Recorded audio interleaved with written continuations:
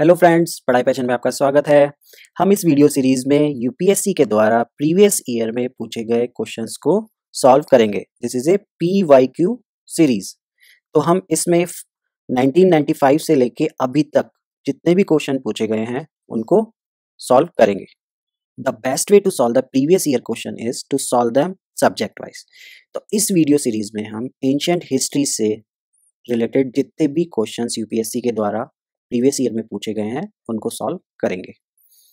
So let's begin. India के लोगों को हिंदू कह के सबसे पहले किसने बुलाया था? ग्रीक्स ने, चाइनीज ने, रोमन्स ने, अरब्स ने। तो इसका आंसर है ऑप्शन डी, अरब्स ने। इन्होंने अरब्स ने हिंदू इसलिए बोला था क्योंकि यहाँ से सिंधु रिवर जाती थी। ठीक है, रिवर सिंधु जाती थी। तो जो अरब्स थे उनसे एस की जगह एच बोलते थे, तो ये बन जाता था हिंदू। ठीक है, तो इसलिए इसको इन्होंने हिंदू कह के प्रोनाउंस किया था। जो ग्रीक्स थे, ग्रीक्स बोलते थे इंदस रिवर। ठीक है, इनमें से कौन ब्रह्मवादिनी जिसने हिम्स बनाए किसके लिए? वेदास के लिए। अब हम देखेंगे सबसे पहले ब्रह्मवादिनी किसको बोलते हैं। ब्रह्मवादिनी बोलते थे वुमेन्स को। ठीक है, अब हिम्स हिम्स का मतलब होता है भजन। ठीक है, जो प्रेयर्स होती हैं उसको हिम्स बोलते हैं। तो वेदास के लिए कौन सी वुमेन्स थी जिन्होंने हिम्स बनाए? ठीक है, तो इसका ऑप्शन होगा ऑप्शन ए, लोपा मुद्रा। जो अदर्स ब्रह्मवादिनी थी जिन्होंने वेदास के लिए हिम्स बनाए वो थी घोषा, Nivavari and विश्वेरिया।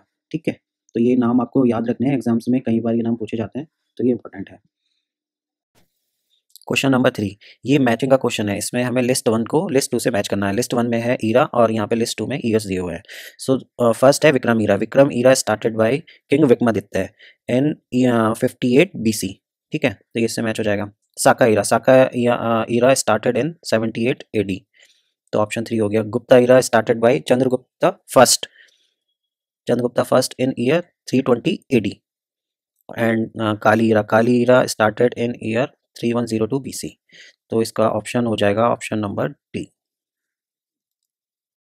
Fourth question is, जो संस्कृत नाटक होते थे जो गुप्ता पीरियड के टाइम पे लिखे गए हैं, उसमें वुमेन्स एंड शूद्रा कौन सी लैंग्वेज बोलते थे?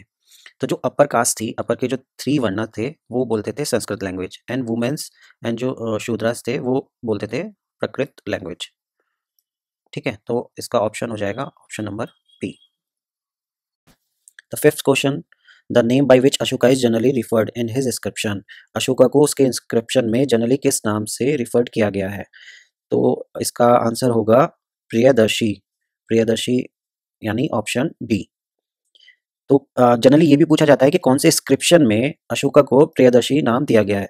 तो मस्की मस्की करके एक इंस्क्रिप्शन था, रॉक इंस्क्रिप्शन, ये फाउंड हुआ है कर्नाटका में। ठीक है, वहां पे अशोका को प्रियदर्शी एंड देवनम प्रिय के नाम से रिफर किया गया है। ठीक है, नाउ द सिक्स्थ क्वेश्चन, जो टर्म है यवना प्रिया जो एंशियंट संस्कृत टेक्स्ट में मेंशन की गई है वो किसको डिनोट करती है? तो देखिए ये दो टर्म्स मिलके बना है, यवना प्लस प्रिया। यवना बोलते थे जो इंडो ग्रीक्स थे उनको हम बोलते थे यवन। ठीक है, इंडो ग्रीक्स जो थे। और प्रिया का मतलब होता है कि उनका व्हाट दे लाइक, कि यवना प्रिया। ठीक है, तो वो लाइक करते थे पेपर को, इसलिए paper is called Yavanapriya in Sanskrit text. Now the question number 7, the concept of Anuvarta was advocated by, किसके द्वारा अनुवर्ता का कंसेप्ट दिया गया? तो इसका आंसर होगा ऑप्शन सी, जैनिज्म। जैनिज्म ने 5 प्रिंसिपल्स दिए, 5 सिद्धांत दिए थे। फर्स्ट था उसमें अहिंसा, सेकंड था सत्य, थर्ड था अपरिग्रह, फोर्थ था अस्तेय एंड फिफ्थ था ब्रह्मचार्य। अगर ये 5 प्रिंसिपल किसी मॉन्क या नन के द्वारा फॉलो किए जाते हैं तो उसको बोलते हैं महाव्रता, और अगर ये प्रिंसिपल किसी कॉमन लोगों के द्वारा फॉलो किए जाते हैं तो उसको बोलते हैं अनुव्रता। जो महाव्रता होता है वो काफ़ी स्ट्रिक्ट होता है, अनुव्रता जो होता है वो स्ट्रिक्ट नहीं होता। Now the 8th question, according to Mimamsa system of philosophy liberation is possible by means of. देखिए जो मीमांसा जो सिस्टम है it is given by Jaimini. It is also called Karma Mimamsa और पूर्व मीमांसा। एक और होता है उत्तर मीमांसा।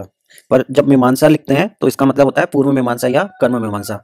जो मीमांसा सिस्टम है, फिलॉसफी है, ये वेदास को अपनी फाइनल अथॉरिटी मानता है। एंड इनके हिसाब से जो लिबरेशन है, लिबरेशन इज पॉसिबल थ्रू कर्म, कर्म कांड। तो इसका आंसर हो जाएगा option number D. Now the next question, question number 9। Bronze icon, bronze icon of Nataraja during the Chola period invariably show the deity with. अब देखिए यहाँ पे हमने ये इमेज डाल रखी है। ये एक तो ये पता होना है कि ये नटराज की मूर्ति है, किसके टाइम पीरियड में बनी है, चोला पीरियड में, ठीक है। और किसकी बनी हुई है, ये ब्रोंज की बनी हुई है। तो कई बार ये क्वेश्चन आता है कि किसकी बनी हुई है, कॉपर, आयरन, इस तरह करके, तो ये ब्रोंज की बनी हुई है, तो ये याद रखना है, ठीक है। और यहाँ पे इसमें क्वेश्चन में ये पूछा है कि कितने हाथ हैं उनके। तो आप जैसे इस इमेज में देख सकते हैं, इनके यहाँ पे 4 हाथ हैं। एक हाथ ये है left hand, left upper hand, इसमें आग है, अग्नि है, ठीक है। और यहाँ पे राइट अपर हैंड, इसमें डमरू है। और ये जो लेफ्ट है लोअर हैंड, ये डोडा हस्ता करके इसको बोलते हैं। और ये जो अपर, ये जो है राइट में लोअर हैंड जो है, ये है अभय मुद्रा, ठीक है।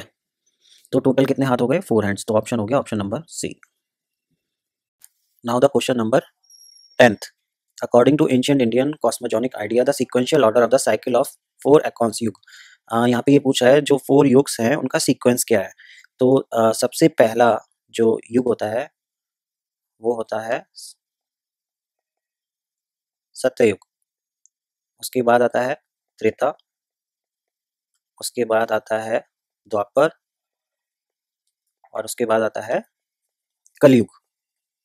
कलयुग को यहाँ पे ये काली करके इन्होंने लिखा है, तो ये इसका आंसर हो जाएगा ऑप्शन नंबर सी, क्रेता। सत्य को क्रेता भी बोलते हैं, ये याद रखना है, क्रेता, क्रेता करके हो गया। एंड कलयुग यहाँ से आप पता कर सकते हैं, काली मतलब कलयुग, क्रेता वाला थोड़ा याद रखना पड़ेगा, जनरली और सब तो याद रहते हैं, ठीक है। तो ऑप्शन नंबर सी। इस वीडियो में बस इतना ही। Thanks for watching this video. अगर आप हमसे कोई क्वेश्चन पूछना चाहते हैं, कुछ कमेंट करना चाहते हैं या हमें कोई सजेशन देना चाहते हैं, तो नीचे कमेंट बॉक्स में लिख के हमें बता सकते हैं। अगर आपको हमारा वीडियो अच्छा लगा हो तो वीडियो को लाइक करिए, अपने दोस्तों के साथ शेयर कर सकते हैं तथा सब्सक्राइब बटन दबाकर हमारे चैनल को सब्सक्राइब कर सकते हैं। ये बेल आइकन बटन दबाना ना भूलें ताकि लेटेस्ट वीडियो की अपडेट आपको मिलती रहे। Okay friends, bye bye.